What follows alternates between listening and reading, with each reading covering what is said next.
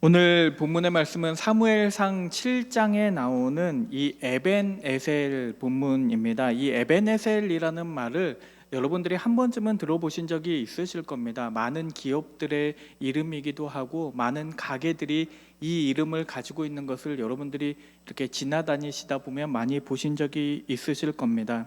오늘 이 말씀을 통해서 한 해 동안 우리를 보살펴 주셨던, 우리를 도와주셨던 주님을 기억하고 또 내년에도 우리와 함께 하실, 우리를 도와주실 하나님에 대해서 우리가 기대를 품게 되기를 원합니다.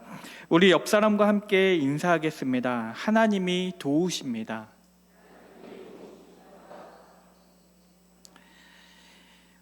이 방금 제가 에벤에셀이라고 했는데 여러분들은 에벤에셀의 뜻이 무엇인지 알고 계십니까? 오늘 본문 아까 읽었을 때 잘 읽으신 분은 알 수 있겠지만 이 에벤에셀이라는 말은 직역을 하면 도움의 돌이라는 말입니다.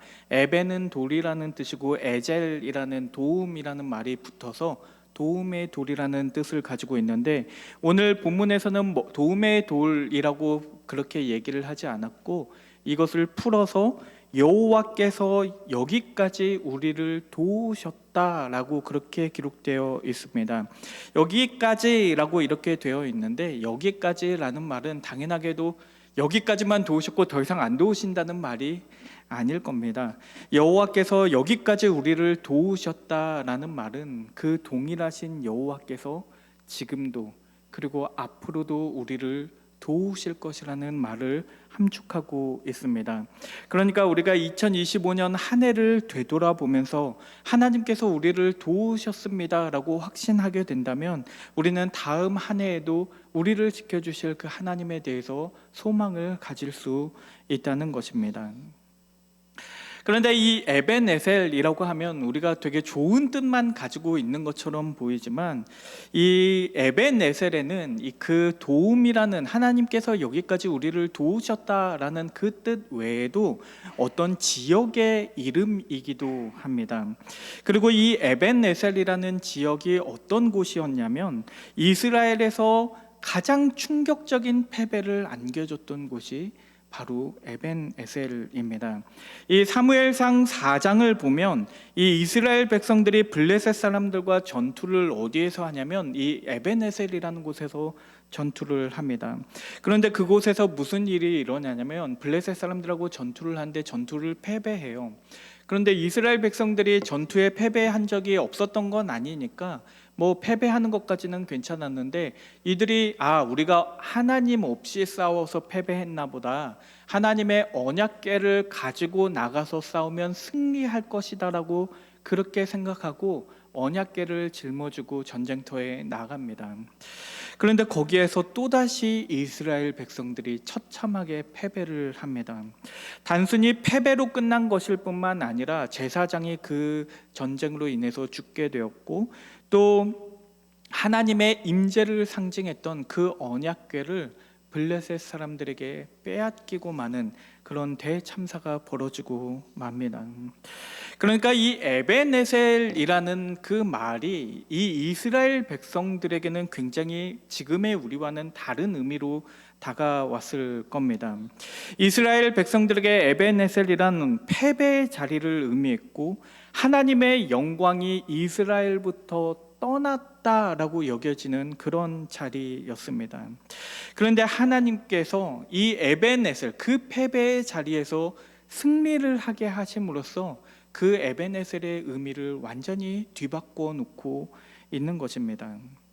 그 패배의 자리를 승리로 바꾸시고 하나님의 영광이 이스라엘을 떠났다고 외쳤던 그 자리에서 여호와께서 여기까지 우리를 도우셨다라고 그렇게 고백하게 된 데에는 여러 가지 이유가 있습니다. 어떻게 하면 그 의미가 뒤바뀔 수 있었을까요? 어떻게 하면 실패한 것처럼 보이는 그 나의 인생이 하나님께서 여기까지 나를 도우셨습니다라고 고백할 수 있는 그런 인생으로 변화될 수가 있을까요? 오늘 본문의 말씀은 이 에벤에셀의 의미가 바뀌기까지, 이 패배로부터 승리로 바뀌기까지의 그 변화를 총 3가지로 기록을 하고 있습니다. 그 중에 첫 번째는 무엇이었냐면, 이 에벤에셀의 승리를 하기 전에 첫 번째로 했던 일이 무엇이냐면 모든 우상을 제거했던 것이라고 되어 있습니다. 사무엘상 7장 3절에서 4절 말씀을 보면 이렇게 되어 있어요. 사무엘이 이스라엘 온 족속에게 말하여 이르되 만일 너희가 전심으로 여호와께 돌아오려거든 이방 신들과 아스다롯을 너희 중에서 제거하고 너희 마음을 여호와께로 향하여 그만을 섬기라. 그리하면 너희를 블레셋 사람의 손에서 건져내시리라. 이에 이스라엘 자손이 바알들과 아스다롯을 제거하고 여호와만 섬기니라 라고 그렇게 기록되어 있습니다. 그러니까 여기에서 사무엘이 강조하고 있는 건 뭐냐면 전심입니다. 이 전심이라는 것은 모든 마음, 내 모든 마음을 다해서, 이 마음이 나누어지지 않고 내 마음을 합하여 전심으로 하나님을 사랑하는 것을 의미합니다. 그런데 재밌는 게 뭐냐면요, 이 전심으로 여호와를 사랑하면 우상을 제거하라고 그 말하기 바로 직전에 이미 이스라엘 백성들이 하나님을 사랑했다라고 그렇게 기록하고 있습니다. 사무엘상 7장 2절의 말씀을 보면 괴가 기랏 여아림에 들어간 날부터 20년 동안 오래 있은지라 이스라엘 온 족속이 여호와를 사모하니라 라고 되어 있습니다. 그러니까 사무엘이 우상을 제거하라고 말하기에 그 이전부터 이미 이스라엘 백성들은 여호와를 사모하고 있었다는 말입니다. 바꾸어 말하면 이들이 우상 숭배를 한 것은 하나님을 사랑하지 않아서가 아닙니다. 여기에서 바알이라는 것은, 바알의 신은 이 풍요를 상징하는 것이었고 아스다롯은 이 사랑과 전쟁을 상징했다고 하니까 하나님을 사랑하면서도요, 그들에게는 바알도 필요했고 아스다롯도 필요했다는 말입니다. 그렇기 때문에 하나님을 사랑한다고 말하면서 내가 하나님을 섬기겠다고 말을 하면서도 집에 가보면 집 한 구석에 이 바알과 아스다롯 신상을 세워놓고 작게 그 신상을 만들어 놓고 거기에 촛불도 켜고 거기에 향도 피우면서 그러고 있었다는 말입니다. 그랬던 그들을 향해서 사무엘이 뭐라고 말을 하냐면 너희가 그 우상을 제거하여 나누어진 마음을 가지지 말고 전심으로 하나님만을 사랑하라고, 하나님만을 섬기라고 그렇게 말합니다. 오늘날 우리는 어떻습니까? 우리도 교회에 나와서 예배드리고 그러고 나서 집에 가면 우리들의 우상들을 세워놓고 거기에다가 초를 붙이고 또 그리고 향을 피우고 그러고 있지는 않습니까? 만약에 그렇다면 우리가 하나님께서 나를 도우셨습니다, 그리고 앞으로도 하나님께서 나를 도우실 것입니다 라고 고백하기 위해서 가장 먼저 해야 하는 것이 있다면 그 집에 있는 우상들을 제거하는 것입니다. 그것이 먼저 제거가 되지 않으면 우리는 하나님과 더 깊은 교제를 나눌 수가 없습니다. 그 우상이 여러 가지가 될 수도 있을 겁니다. 누군가에게는 성공이 될 수도 있고 돈이 될 수도 있고 여러분들의 취미가 우상이 될지도 모릅니다. 그러나 그 모든 것들이 우리가 하나님을 전심으로 사랑하는 데에 있어서 방해가 되는 것이라면 우리가 2026년도에는 과감히 그것들을 제거해야 할 것입니다. 두 번째로 이스라엘 백성들이 이 에벤에셀을 고백하기 전에 했던 것이 무엇이냐면 회개하고 하나님께 기도하는 것이었습니다. 단순히 우상을 제거하는 것으로 끝났던 것이 아니라 하나님께 나아가서 회개하고 하나님께 부르짖었다는 말입니다. 사무엘상 7장 8절에서 9절 말씀을 보면 이스라엘 자손이 사무엘에게 이르되 당신은 우리를 위하여 우리 하나님 여호와께 쉬지 말고 부르짖어 우리를 블레셋 사람들의 손에서 구원하시게 하소서 하니 사무엘이 젖 먹는 어린 양 하나를 가져다가 온전한 번제를 여호와께 드리고 이스라엘을 위하여 여호와께 부르짖음에 여호와께서 응답하셨더라 라고 그렇게 되어 있습니다. 그러니까 이스라엘 백성들이 먼저 회개를 한 다음에 하나님에게 기도를 하는데 어떻게 기도를 하냐면 사무엘에게 가서 당신이 우리를 위하여 기도해 주십시오 라고 말합니다. 우리를 이끌고 전쟁터에 나가 주십시오 라고 말하는 것이 아니라 당신이 우리를 위하여 기도해 주십시오. 사무엘에게 그 도움을 구한 다음에 그 다음에 사무엘이 그 요청을 들었을 때 어떻게 하냐면 하나님께 어린 양을 번제로 드리고 하나님께 부르짖었다라고 되어 있습니다. 그렇다면 우리는 어떻게 해야 될까요? 우리에게는 사무엘도 없고 어린 양도 없는데 우리는 어떻게 하나님에게 기도해야 할까요? 우리에게 사무엘과 어린 양은 없을지라도 우리에게는 우리의 중보자가 되시고 우리의 어린 양이 되시는 예수 그리스도가 있습니다. 그렇기 때문에 우리는 이 주님을 온전히 신뢰하고 의지함으로써 예수님의 이름으로 기도드립니다라고 하나님께 나아갈 수가 있는 것입니다. 그렇기 때문에 우리가 에베네셀의 하나님을 경험하기 위해서는 반드시 주님의 이름으로 기도할 필요가 있습니다. 2026년도에는 모든 사람에게 후히 주시고 꾸짖지 아니하시는 그 하나님께 기도하게 되시기를 바랍니다.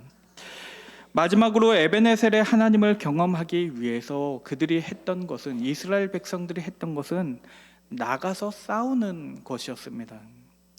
우리는 기도만 하면서 아무것도 하지 않는 사람들이 아닙니다. 사무엘상 7장 11절의 말씀을 보면 이스라엘 사람들이 미스바에 나가서 블레셋 사람들을 추격하여 벳갈 아래에 이르기까지 쳤더라라고 그렇게 되어 있습니다.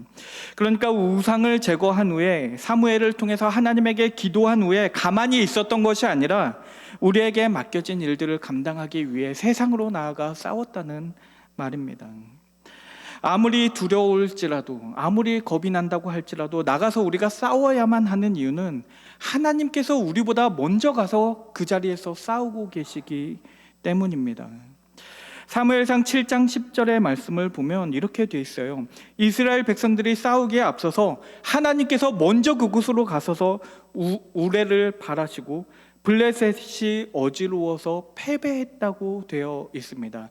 이 말씀이 먼저 나온 후에 그 다음에 이스라엘 백성들이 싸웠다라고 되어 있어요. 그러니까 이스라엘 백성들이 싸움을 시작하기도 전에 블레셋 사람들은 이미 패배했다라고 그렇게 기록하고 있습니다. 왜냐하면 하나님께서 이미 그곳에서 승리하셨기 때문입니다. 이미 하나님께서 그 모든 승리를 이루셨지만 우리는 칼을 들고 나가서 전쟁을 해야 한다는 것입니다. 우리가 전쟁터에 나가서 싸우는 이유는 하나님을 의지하지 않아서가 아니라 도리어 하나님을 의지하기 때문에 그곳에서 나가 싸울 수가 있는 것입니다. 사무엘상 17장의 이야기를 보면 그 다윗이 골리앗과 싸우는 장면이 나오는데 그곳에 하나님께서 다 하셨음에도 불구하고 우리가 여전히 해야 할 것이 남아있다는 것을 너무나 잘 보여주고 있습니다.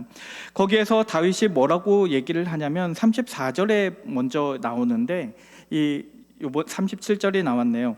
34절과 35절에서 뭐라고 얘기를 하냐면 그렇게 얘기를 합니다. 내가 양을 지킬 때에 사자와도 싸워봤고 곰과도 싸워봤습니다. 내가 그들과 싸워서 그 양들을 그들의 입으로부터 건져냈습니다. 내가 했습니다라고 그렇게 이야기를 합니다. 그러니까 내가 그 사자와 곰과 싸워서 이겼으니 내가 이번에 그 골리앗과 싸울 때도 이길 수 있습니다라고 그렇게 자신 있게 말합니다.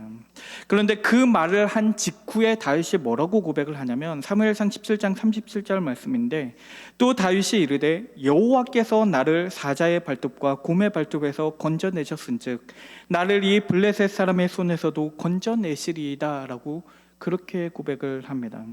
그러니까 다윗에게 있어서는요, 내가 그 곰과 사자와 싸웠던 일과 하나님께서 그 곰과 사자로부터 건져내신 일은 서로 다른 일이 아닙니다. 그것은 내가 했던 일이지만 동시에 하나님께서 도우신 사건이라고 그렇게 고백하고 있는 것입니다.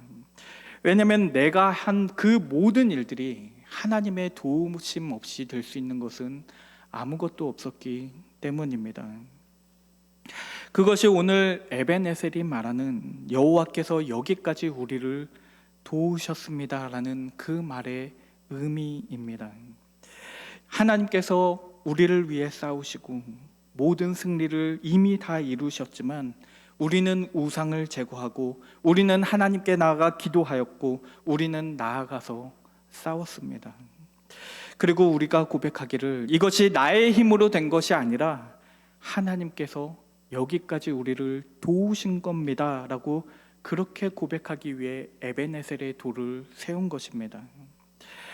과거에 그 에벤에셀에서 이스라엘 백성들이 언약궤를 가지고 나아갔음에도 불구하고 그들이 그 전투에서 패배했던 이유는 그들이 진짜로 하나님을 의지하지 않았고 하나님을 이용하려고만 했기 때문입니다. 그들에게 언약궤는 하나님의 인도하심이나 보호하심이 아니라 그들에게 승리를 가져다 줄 그 부적, 그 이상도 그 이하도 아니었다는 말입니다. 그들은 하나님을 이용하려고만 했기 때문에 그 앞에서 우상을 버릴 필요도 없었고 회개 기도를 할 필요도 없었고 자기들에게 맡겨진 그 마땅한 일들을 할 필요도 없었습니다. 그냥 언약궤만 있으면 뭐 자동으로 승리할 수 있겠지라고 그렇게 가만히 있었던 것입니다. 오늘날에도 크게 다르지는 않은 것 같아요. 오늘날에도 많은 사람들이 새해를 맞이하면서 많은 계획과 또 목표를 세우는데 하나님을 그 내 목표를 이루기 위한 수단으로 삼으려고 합니다. 언약궤를 짊어지고 나아가면서 이 언약궤만 있으면 내가 다 이길 수 있을 것이라고 그렇게 생각을 합니다. 그러면서 우리는 그 사람들은 우상을 버리지도 않고 기도를 하지도 않고 내가 경건하게 살아가야 할 그 필요성을 전혀 느끼지 못하고 살아갑니다. 그런데 말씀은 우리에게 뭐라고 가르치고 계시냐면 우리의 계획과 목표를 이루기 위해서 하나님을 이용하지 말고 하나님을 섬기기 위해서 너의 계획과 너의 목표를 세우라고 말씀하십니다. 아이러니하게도 내 계획을 위해 하나님을 믿는 것이 아니라 하나님을 위해서 내 계획을 세워나갈 때에 우리는 하나님께서 나를 도우신다는 것을 깨달을 수가 있습니다. 믿음이라는 것은 하나님을 내 편으로 만드는 것이 아니라 내가 하나님 편에 서는 것입니다. 하나님을 우리의 가장 중요한 궁극적인 가치로 놓아둘 때에 비로소 우리는 우상을 제거할 수 있고 하나님 앞에 회개 기도를 하며 하나님을 의지하고 싸움에 나갈 수가 있을 것입니다. 여기까지 우리를 도우셨습니다 라는 말은 지금도 주님께서 나를 도우십니다 라는 그런 고백입니다. 우리가 설교가 끝난 후에 성찬식을 하게 될 텐데 그 성찬식이 과거에 예수님께서 십자가 위에 살을 찢기시고 피를 흘리셨던 것을 기억하는 것에만 머물러 있는 것이 아니라 내가 오늘 그 살과 피를 먹고 마시면서 주님께서 오늘도 살아계신다는 것을, 오늘도 나와 함께 하신다는 것을 기념하는 것과도 같습니다.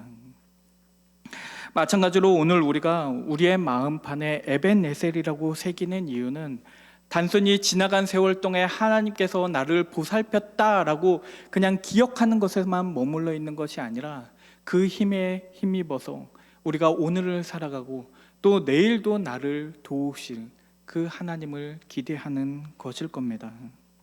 오늘 에벤에셀의 하나님을 기억하시면서 새해에도 하나님의 축복과 도우심을 경험하게 되시는 새하늘교회 성도님들 되시기를 주의 이름으로 축원합니다. 우리 기도하겠습니다. 에벤에셀의 하나님 아버지, 지난 한 해 동안 우리를 지켜주셨사오니 새해에도 우리를 지켜주시옵소서. 우상을 버리게 하시고 회개함으로 주님에게 돌아와 승리하는 삶을 살게 하여 주시옵소서. 감사드리며 예수님의 이름으로 기도드립니다. 아멘.